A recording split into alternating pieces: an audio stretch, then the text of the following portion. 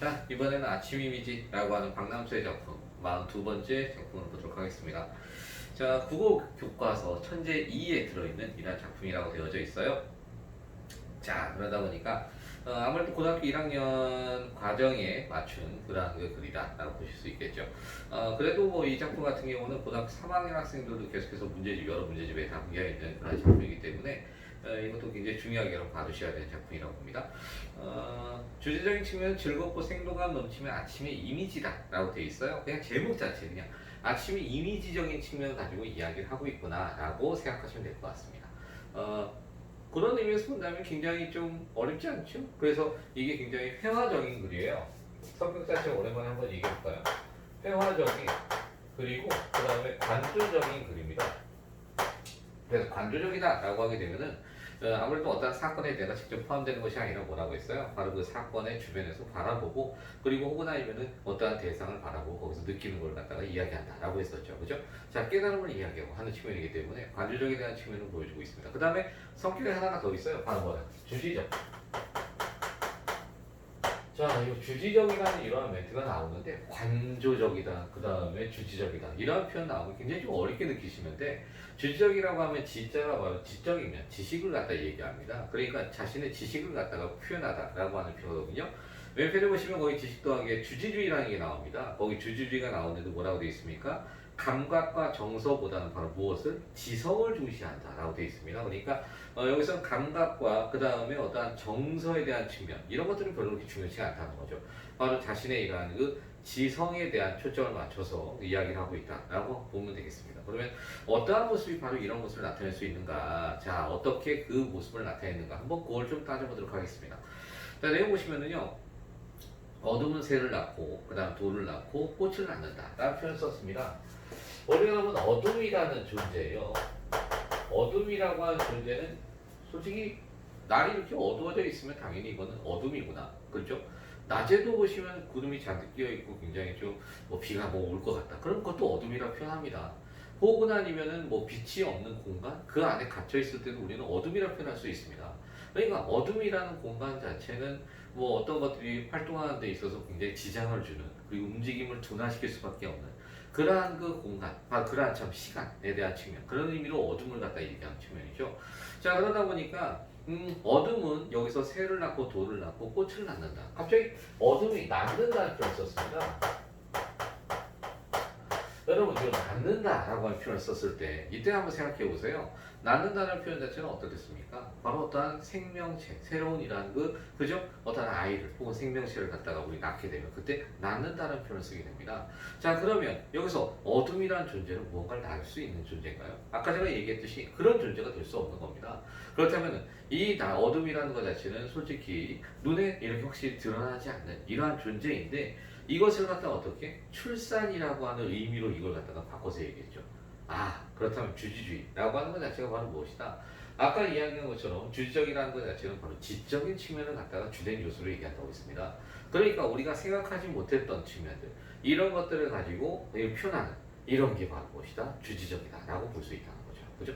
자, 그래서 이러한 그 하나의 경향을 바탕으로 하는 쪽으로 여러분 생각하시면 될 것 같고요.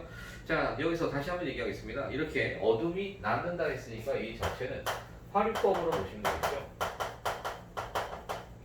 자, 화류적 표현이고요. 그 다음 무엇을 낳느냐 봤더니 새와 돌과 꽃을 낳았습니다. 새와 그 다음에 미안합니다. 돌과 그 다음에 꽃을 낳았다 라고 표현했습니다. 뭐 여기서 보시게 되면은 새나 돌이나 꽃이나, 근데 이 중에서 좀 다른 면이, 새와 꽃 같은 경우는 생물적인 측면, 돌이라고 하는 것은 무생물에 대한 측면입니다. 그죠? 그런데 여기서는 이렇게 새를 낳았다, 그 다음 꽃을 낳았다. 네, 그렇게 보게 되면은 하나의 어둠 속에서 얘네들은 활동적인 이러한 그 매개체인 새와 꽃을 낳았다라고 볼 수. 꽃도 따지면 이런 활동적인 측면은 아니긴 하지만, 그러면은 여기에서 이 세 가지의 공통된 의미는 무엇이냐라고 했을 때 이 세 가지의 공통된 의미는 사실은 없다고 봐요. 이거 자체는. 그럼 왜 이걸 세 개를 썼느냐? 어둠이 지나고 이제 뭐가 오기 때문에 아침이 온다. 어둠이 지나고 아침이 오게 되면은 바로 아침엔 새, 네 날아서 활동할 수 있습니다. 그 다음에 돌, 보이지 않던 것이 보이기 시작합니다. 그 다음에 꽃도 네 역시 보이지 않던 것이 보이기 시작한다는 거죠. 여기서 표현하고 싶은 것은 바로 이렇게 어둠 속에서 바로 무엇으로 아침이라고 하는 밝은 이미지로 이게 바뀌면서 어떻게 이것들이 눈에 보이기 시작한다 라고 하는 의미로 이야기를 했다는 거죠. 그러다 보니까 도표도 나와 있습니다. 어둠이 물러가고 사물의 윤곽이 드러나기 시작하는데 바로 그때를 얘기하고 있다라고 하는 측면. 그죠? 자, 그러다 보니까 어둠을 방금 이야기한 것처럼 무언가를 낳는 존재. 그래서 어둠이라는 것을 바로 이것을 하나의 어머니로 이렇게 표현해주고 있다라고 하는 측면인 거죠. 아침이면 어둠은 온갖 물상을 돌려주지만 네, 아침이 됐습니다. 그래서 온갖 물상, 얘들은 바로 하나의 물상으로 이렇게 표현이 되어 있는 것이고요.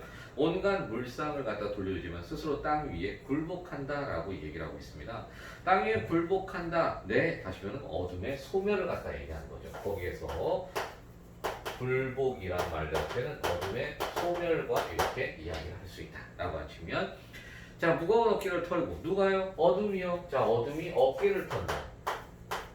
어깨가 있습니다. 그건 의미가 있다라고도 이렇게 볼 수가 있겠죠. 그래서 어둠이 어깨를 털고 물상들은 몸을 움직여요. 자, 물상들이 몸이 있다네요. 뭐 그냥 돌이라고 하는 꽃이라고 하는 측면 본다면 이거는 또 혹시 의마, 대파리대 뭐 그런 표현을 얘기하고 싶지만 그냥 넘어가셔도 상관없을 것 같아요. 네, 어쨌든 몸을 털 움직여 노동의 시간을 즐기고 있다. 아, 여기 물상이 노동의 시간을 즐기고 있다라고 표현했어요. 그럼 여기서 이 노동의 시간을 즐기고 있다는 건 무엇일까? 라고 생각했을 때 이건 실존 화자의 본인만의 어떻게 보면 생각 혹은 우리들의 뭐 생각과도 같을 수 있겠지만 근데 여러분 이렇게 생각하시죠. 아침이 됐을 때 아침에 해가 뜨고 그리고서 여러분이 일어나서 그리고서 움직이는 것 이 자체가 행복하신가요?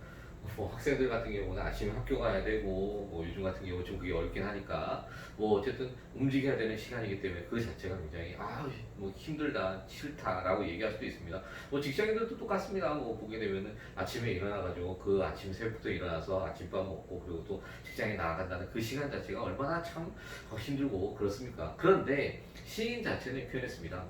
아침에 활동적으로 움직일 수 있는 이것이 얼마나 우리에게 행복이냐 라는 것을 갖다 얘기해주고 있습니다.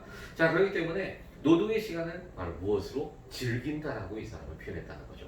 네, 우리하고 좀 맞지 않겠지만 어쨌든 자, 그래서 이제 아침을 맞이해서 그 밑에 얘기하는 것처럼 활기찬 바로 움직이는 무엇을 하나의 이러한 만물의 건강한 생명력을 갖다 표현했다라고 하는 측면. 그래서 노동의 시간을 즐긴다라고 해서 이 자체에서는 하나의 이 속에는 행복의 의미, 그죠? 아침이라고 하는 이 시간 자체, 모든 것이 움직이는 것에 대한 행복의 의미를 얘기해주고 있다라고 보실 것 같아요. 자, 그리고 우선 즐거운 지상의 잔치다. 네, 역시 아침을 맞이해 행복하니까 즐겁다라고 표현했잖아요. 금으로 타는 이라는 그 태양의 즐거운 울림이라는 표현을 썼어요.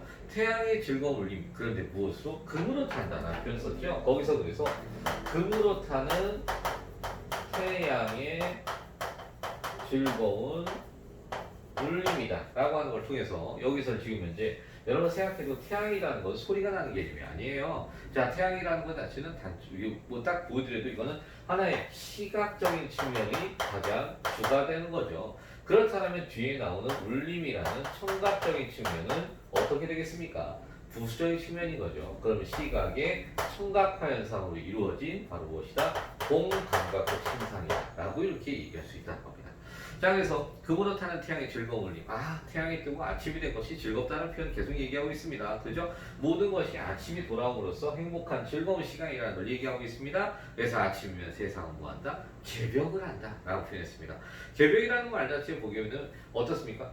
닫혀있던 것이 열리고 그리고 새로운 세상이 열리는 이러한 개념이 바로 개벽이잖아요. 그러니까 아침이라는 시간 자체가 그만큼 대단하다, 위대하다 라고 하는 걸 보여주고 있는 측면이기도 하겠죠. 자, 그렇기 때문에 밑에 얘기하는 것처럼 아침이라는 이러한 이미지를 갖다가 개벽이라는 이미지로 단적으로 표현한 것이고, 자, 그래서 매번 똑같은 이러한 그 반복이 아닌 바로 무엇이다? 새롭게 시작되는 아침의 개념을 갖다 얘기하고 있다라고 보여주고 있다는 거죠.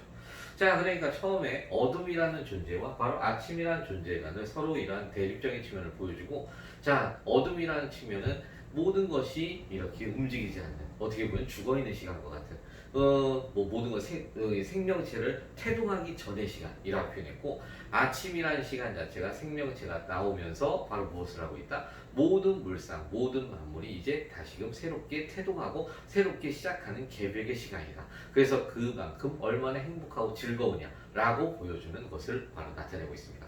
그렇기 때문에 그러한 상징적인 의미를 바탕으로 해서 감각적으로 표현한 이러한 시구나라고 여겨볼 수 있겠죠.